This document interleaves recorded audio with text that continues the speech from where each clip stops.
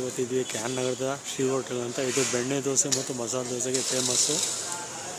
ಬನ್ನಿ ಒಳಗೆ ಹೇಗಿದೆ ಅಂತ ನೋಡ್ಕೊಬಿಡೋಣ.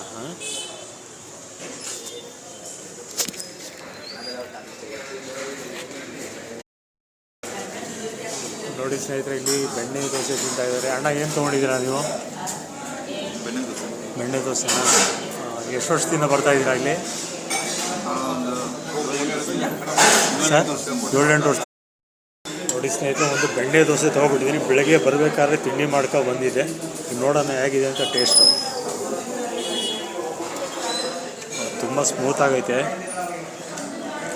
ಜೊತೆಗೆ ಆಲೂಗಡ್ಡೆ ಪಲ್ಯ ಮತ್ತು ಹಾಗೆ ನಮ್ಮ ಮುಂದೆ ಇದ್ದಾರೆ ಯಜಮಾನರು ತಿಂಡಿ ಮಾಡ್ತಾಯಿದ್ದಾರೆ. ಸರ್ ನಮಸ್ತೆ. ನಮಸ್ತೆ ಸರ್. ಇಲ್ಲಿ ಎಷ್ಟು ವರ್ಷದಿಂದ ಬರ್ತಾಯಿದ್ದೀರಾ ನೀವು ತಿಂಡಿ ಮಾಡೋಕ್ಕೆ?